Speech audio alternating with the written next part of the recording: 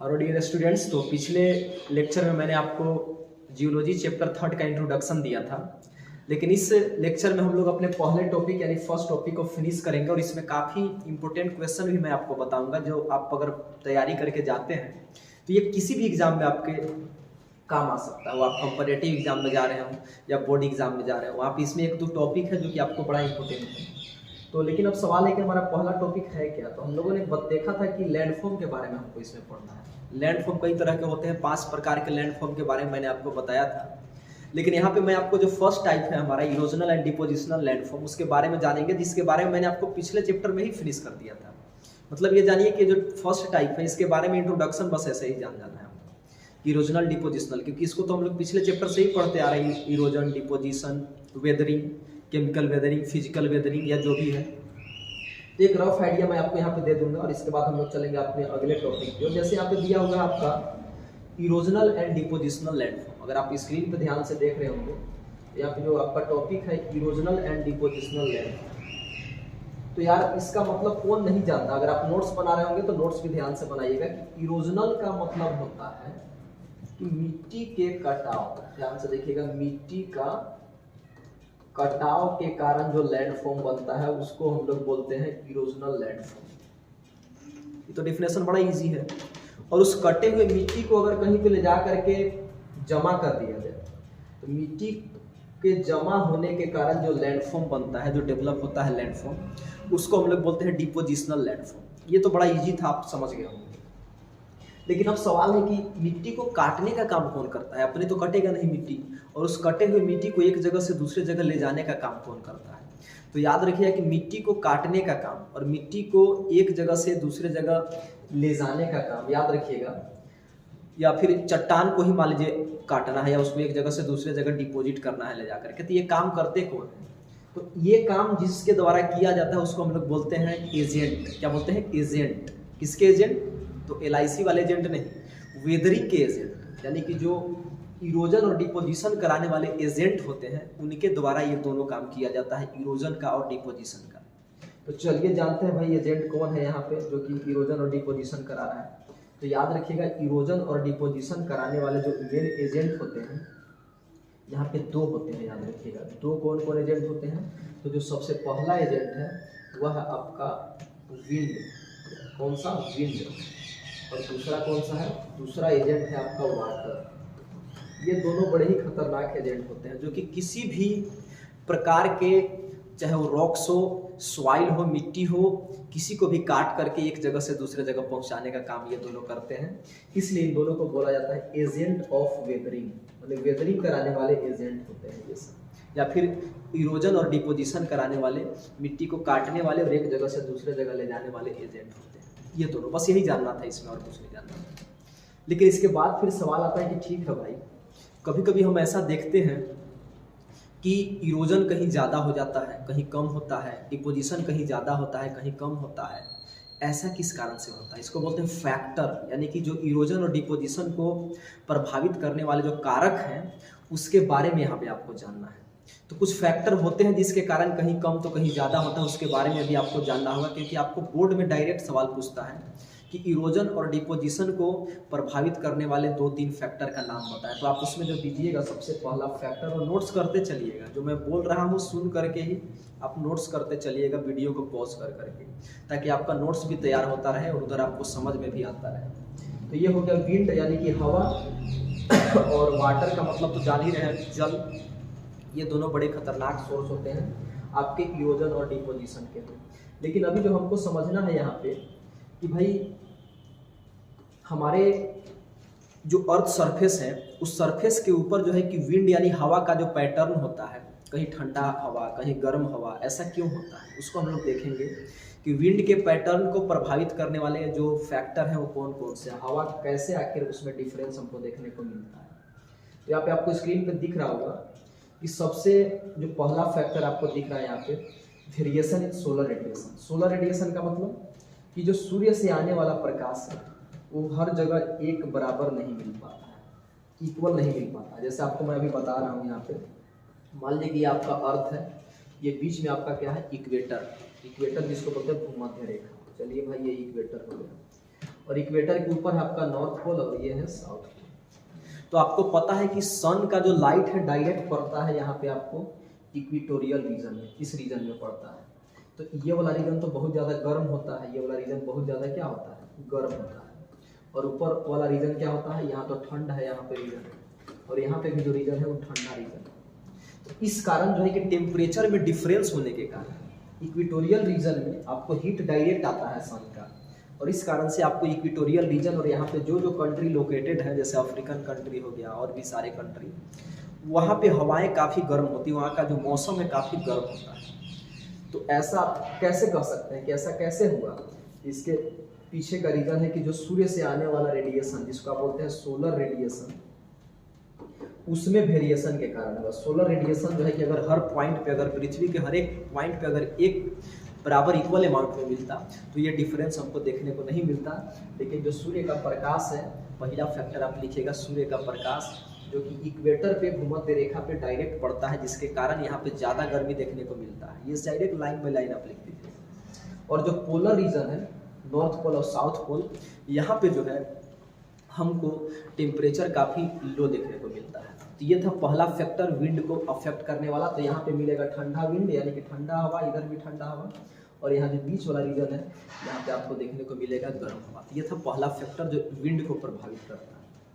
अब देखिए चलते हैं दूसरे फैक्टर के पास। बड़ा इंपॉर्टेंट है ये फैक्टर, किसी भी एग्जाम में, कॉम्पिटिटिव एग्जाम में, इंटरव्यू में भी आपसे पूछा जा सकता है। इसका नाम है कोरियोलिस इफेक्ट, और बोर्ड एग्जाम में तो बार बार ही पूछता है। अगर आप किसी स्टेट बोर्ड से हैं, जैसे जैक बोर्ड या और किसी स्टेट बोर्ड से हैं, तो ये क्वेश्चन बार बार आपसे पूछेगा कि व्हाट इज कोरियोलिस इफेक्ट, आप इसको बताइए। बड़ा इंपॉर्टेंट इफेक्ट है, इसको जानना ही चाहिए।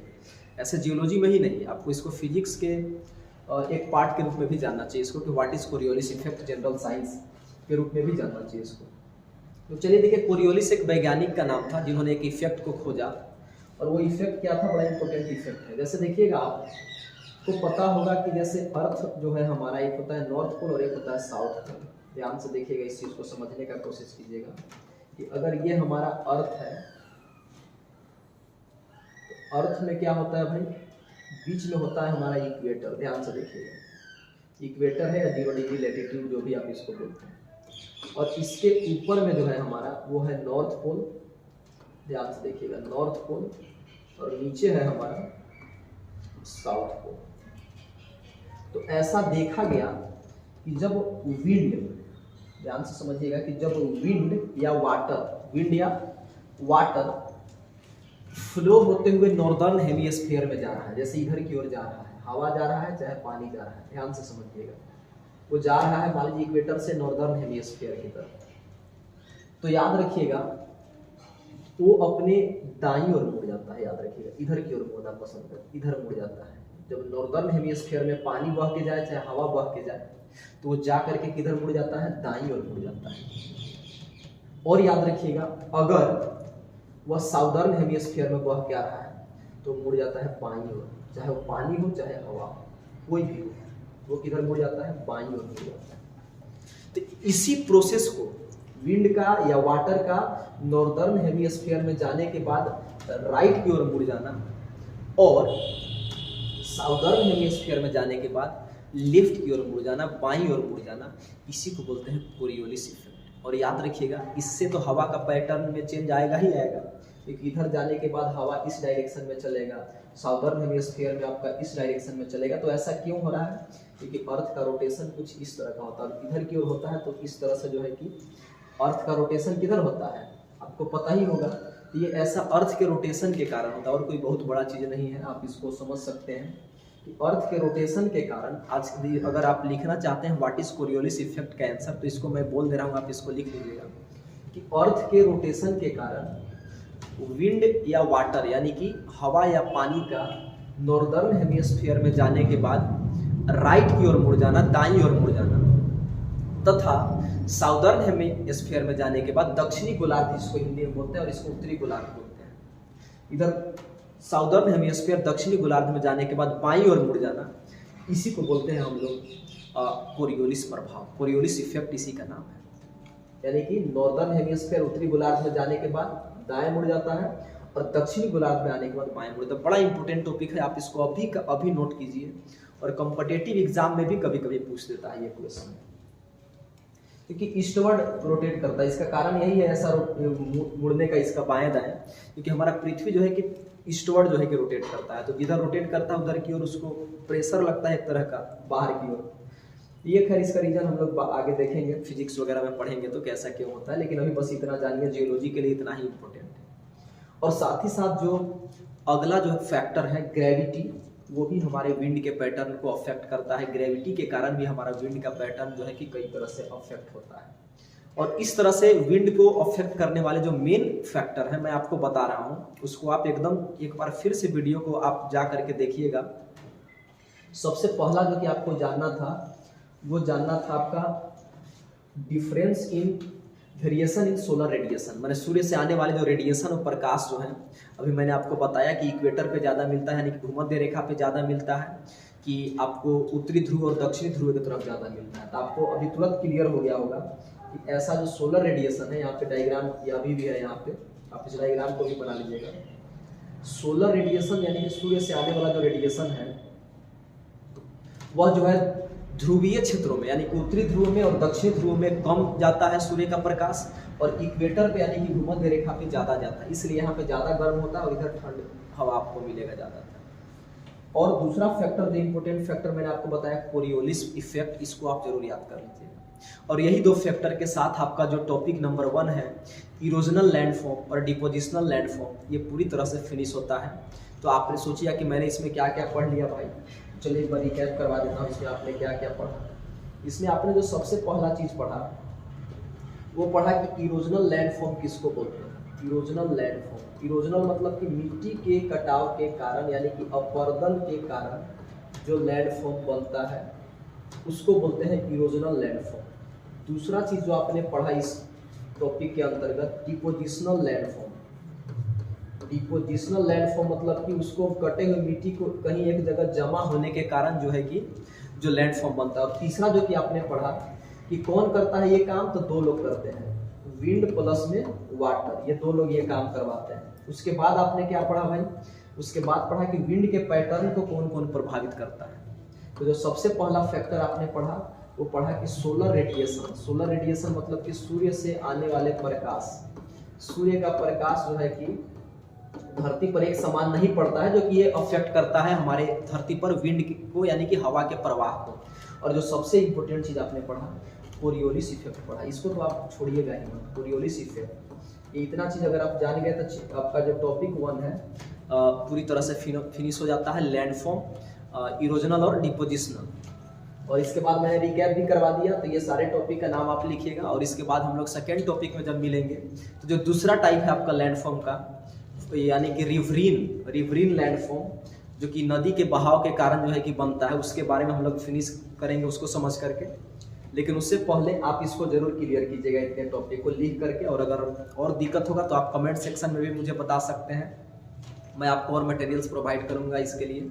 और साथ ही साथ आप कंटिन्यू बने रहिए और आपको हर एक सब्जेक्ट का वीडियो एकदम टू द पॉइंट और सबसे ईजी लैंग्वेज में दिया जाएगा।